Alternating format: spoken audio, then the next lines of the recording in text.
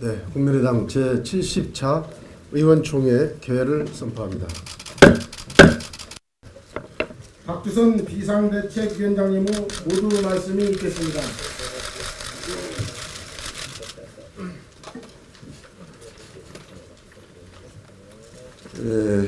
의원총회에서 비상대책위원장이 발언할 수 있는 권한이나 역할이 있습니까? 저는 의원 한 사람으로 참여한 사람이기 때문에 그건 아닐 수 있다고 보는데, 제가 이제 처음 비대위원장 돼가지고 의원총회를 하기 때문에 인사 겸해서 한 말씀 드리겠습니다. 지금 어려운 당 상황에서 비대위원장으로 선임해 주셔서 막중한 책임과 소임을 어떻게 이게 다 이행을 해야 되겠냐는 점에 노심초사를 많이 하고 있습니다. 비대위원장은 저 한 사람이지만 비대위원은 여기 계신 모든 여러분이라고 생각하시고 다 함께 지혜를 모으고 힘을 합해주는, 그래서 어려운 위기적 상황을 좀 헤쳐가는 그런 시간이 됐으면 좋겠다 하는 말씀을 드립니다. 지금 당 내외 대선 패배 이후에 여러 가지 어려운 분위기와 상황이 연출이 되고 있는 속에서 총리 인준 문제와 관련된 우리 당의 입장을 어떻게 정해야 하느냐 한 문제 때문에 초미 관심을 지금 받고 있고, 또 여러 가지 측면에서 좀 어려움을 좀 겪고 있는 측면도 있습니다. 지혜를 가지고 허심탄회하니 오늘 토론을 좀 해주시고, 이 문제는 누가 뭐라 하더라도 문재인 대통령이 스스로 인사 원칙을 정했고 취임사에서 공약은 반드시 이행을 하겠다는 취임사 잉크도 마르기 전에 그 부분을 위배한 죄송합니다. 문재인 대통령의 자승자박적인 상황에 따라서 만들어진 그런 어려운 문제라고 생각됩니다. 그래서 결자 해지 차원에서 문재인 대통령이 문제를 해결하는데 앞장서야 할 텐데, 문재인 대통령은 갈채와 환호받는 자리에는 나타나지만 이 문제와 관련해서 분명한 입장 피력이 필요하고, 어쩌면 사과가 병행에 대한 이런 상황에 대해서는 비서일장을 내세우고 있는 것이 매우 안타깝고 매우 아쉽기도 합니다. 우리 당은 이런 상황에서 분명한 당으로서의 걸어가야 할 길이 뭔지, 또 이 상황에서 또 국민적인 뜻을 받들어야 하는 정도와 범위는 어디까지인지 이런 것을 좀 심도 있게 논의해 주시기 바랍니다. 기본적으로는 어려움이 있을 때는 원칙과 정도를 지키는 것이라고 저는 그렇게 생각하고 있습니다. 또 하나는 우리가 지금 대선 패배 이후에 지지율이 곤두박질 치고 있고 그런 상황인데, 저는 더불어민주당은 집권에 성공해서 꽃이 만발하고 있는 그런 상황이고, 저희 당은 꽃이 시들어 있는 상태에서 아무래도 국민의 관심과 주목도가 더불어당에는 크기 때문에, 또 허니문 기간 동안에 국정수행에 협조해라는 국민적인 분위기 때문에 우리 당이 지지율에 좀 여러 가지 어려움을 겪고 있습니다만, 이번 임시국회 때부터 국회에서 우리 당의 역할과 또 우리 해야 할 사명이 있기 때문에 그걸 어떻게 잘 헤쳐나가고 또 우리가 주도해 나가느냐에 따라서 국민의 지지는 다시 상회할 수 있다고 생각합니다. 그래서 우리는 지지율을 먹고 사는 정치적 집단이긴 하지만, 우리가 지지율을 염두에 두고 나가야 할 방향을 스스로 원칙과 정도를 저버리는 그런 것이 바람직하겠냐 하는 것에서부터 시작해서 지지율은 우리가 감으로 인해서 거기에 대한 평가 속에서 이루어진 결과다 하는 측면까지 고려하고 그래서 허심탄회한 말씀을 나눠주시기를 말씀 부탁드리겠습니다. 고맙습니다.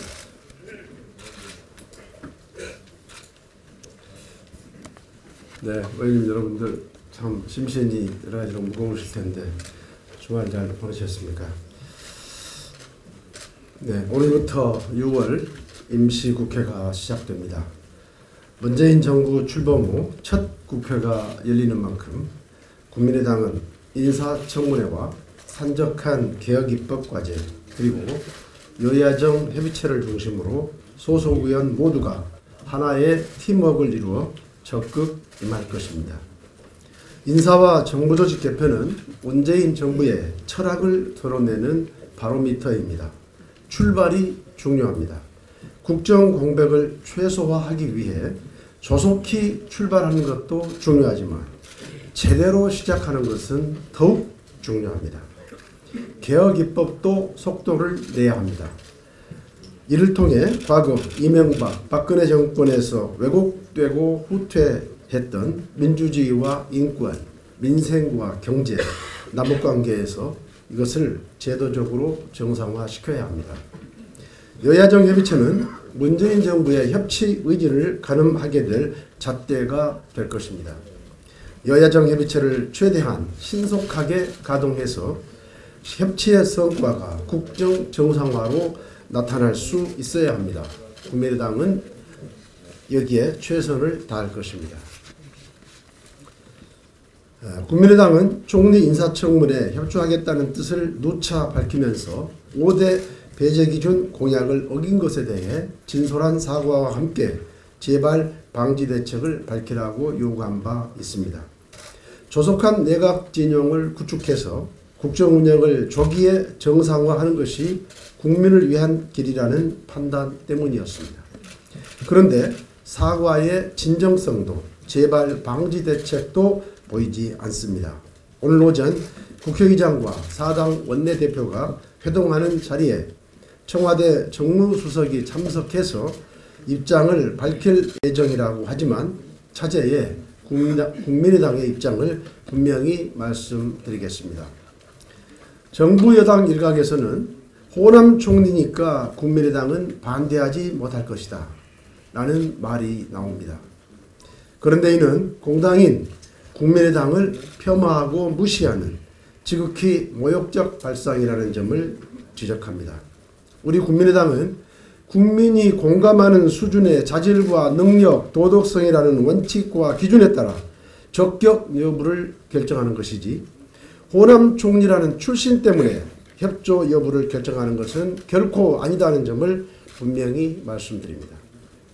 특히 선거 캠페인과 국정 운영이 다르다는 비서실장의 발언은 후보자 검증 의무를 소홀히 한 청와대의 책임을 국민에 대한 훈계로 대신하려는 것이라고 생각합니다. 정부 출범 초에 높은 지지율에 취해 문재인 정부가 하는 일이라면 국민이 전적으로 지지할 것이라는 인식부터 바꿔야 할 것입니다. 조기 대선으로 인사검증 시스템이 미비한 상태라는 것은 10분 이해하지만 그것이 부실한 인사검증을 용인해야 할 이유는 되지 못합니다. 우리 국민의당이 요구하는 것은 청와대가 결자 해지 차원에서 잘못된 것은 분명 잘못되었다고 진솔하게 밝힌 후 진정 어린 사과와 함께 재발 방지를 약속하라는 것입니다. 무조건 야당이 이해하고 협조해달라는 태도로는 진정한 협치를 할 수 없다는 점을 분명히 밝힙니다. 네, 이상입니다. 한 말씀만 드리겠습니다. 오늘 북한이 오늘 새벽에 또 미사일을 발사했습니다. 스커드 계열로 추정되는 탄도미사일 수발을 쏘았습니다. 지난 21일 북극성 2호를 발사한 지 8년 만에 그리고 문재인 정부가 들어선 이후 벌써 세 번째입니다. 북한의 탄도미사일 발사는 명백한 유엔 결의안 위반이자 국제적 고립과 경제적 어려움을 자초하는 자충수입니다. 북한은 핵무장과 끝없는 도발로 체제의 생존을 건 도박을 벌일 것이 아니라 국제사회의 제안대로 도발을 멈추고 한반도 비핵화에 나설 것을 촉구합니다. 그런데 이런 상황에서 문재인 정부는 대북 민간교류 협력 체계 등 화해의 유화 제스처를 취하고 있습니다. 어제는 G7에서 대북 제스처를 강화한다 이렇게 발표를 했습니다. 지금 뭔가 대북 정책이나 이런 것들이 외교 정책이 뭔가 통일성이 없어 보입니다. 현 정부가 대북 화해 제스처를 취하는 것에 취지는 동의하지만 이런 것들이 전략적 판단과 고려를 통해서 또 충분한 어떤 물밑 소통을 통해서 나온 것인지 조금은 걱정입니다. 그리고 이런 전략적 카드를 문재인 정부가 쉽게 써버리는 것이 아닌가 그런 생각도 합니다. 우리 국민들은 안보 문제에 대해서 굉장히 걱정하고 있습니다. 지난 대선에서도 경제 문제와 대북 안보 문제가 두 가지의 화두였습니다. 문재인 정부는 대북 문제에 대해서 좀 더 전략적인 판단과 고려를 통해서 국민들이 납득할 수 있도록 그런 조치를 내놓기를 기대합니다. 네. 인사청문회 경과 보고에 대해서는 우리 또 인사청문회 특위 김광수 간사님 계시기 때문에 자세한 내용은 조금 이따가 김광수 간사님께서 말씀을 드리겠습니다. 그리고 저는 이제 오늘 이렇게 의총을 하면서 공개 발언으로 이 말씀을 꼭 드려야 될 것 같아서 이 자리에 섰습니다. 주말 내내 제가 문자 테러에 시달렸습니다. 한 10통쯤 받은 것 같습니다. 그래서 뭐 거의 기록을 세우고 있지 않나 이런 생각까지 드는데 문제는 저뿐만 아니라 김광수 위원님이라든가 이태규 위원님이라든가 심지어는 저희 원내대표까지 이 청문위원들과 관련 의사결정자들이 다 문자 테러에 지금 시달렸습니다. 예, 일반 의원님들도 시달렸다고 합니다. 저는 이런 문자 테러가 표현의 자유의 한계를 넘어서는 것으로 우리 민주주의를 유린하는 것이다 이렇게 생각을 합니다. 특히 그 내용을 보면 정말로 사실은 웬만한 그 기가 센 사람이 아니면 정말 상처받겠다 이런 생각이 들고 만약에 의원님들이 앞으로 계속 상처를 받게 되면 앞으로 이렇게 소신 있는 의정활동을 과연 할 수 있을까 정말 걱정이 됩니다. 저는 이런 행위들이 표현의 자유와 혼동되어서는 결코 안 된다라고 생각을 합니다. 자신의 견해를 공개적으로 또는 비공개적으로 표시를 하거나 혹은 타인의 견해를 비판하는 그것은 표현의 자유로서 당연히 존중되어야 한다 이렇게 생각하고 저도 존중을 합니다. 비록 저를 비판하는 견해라 하더라도 존중하겠습니다. 그러나 자신과 다른 견해를 가진 사람에게 반복적으로 그리고 조직적으로 정보통신망 등을 통해서 언어폭력이나 비하, 협박 등을 함으로써 자신의 견해를 강요하거나 혹은 상대의 발언이나 어떤 생각을 억압하는 행위, 이것은 표현의 자유의 한계를 분명히 넘어서는 것이다. 그리고 만약에 이런 행태들이 만연해 있을 경우에 우리 민주주의에 심각한 위협이 된다 이렇게 생각합니다. 이게 통신망이 아니라 직접 행해진다고 한번 생각을 해보십시오. 얼마나 섬찟한 일입니까? 학교에서 집단적으로 특정 학생을 왕따시키고 린치하는 그런 행위하고 다를 바가 없다고 생각합니다. 앞으로 이러한 행태가 계속될 경우에 행여나 말씀드린 것처럼 우리 사회가 다양한 견해와 또 의사표시 또는 표현의 다양한 어떤 그런 표현이 위축될까 우려가 되고 특히 의회에서 다양한 견해를 표시를 하거나 또 다양한 견해를 가진 사람들을 대변하는 것이 심각하게 위축되지 않을까 정말 우려가 됩니다.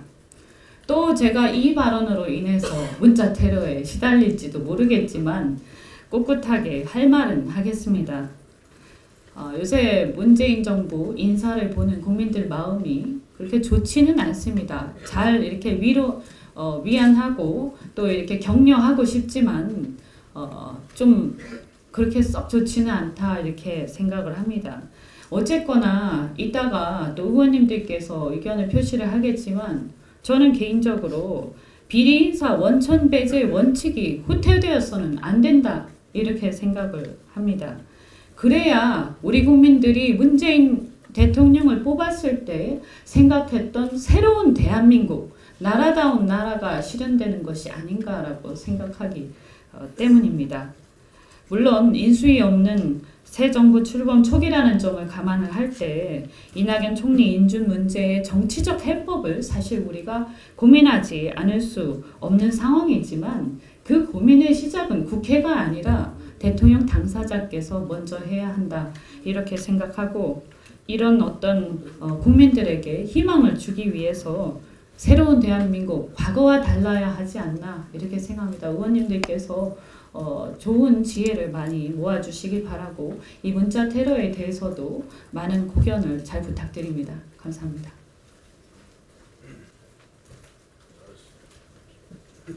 발언하실 의원님들 안 계시면 바로 비공개로 전환하겠습니다.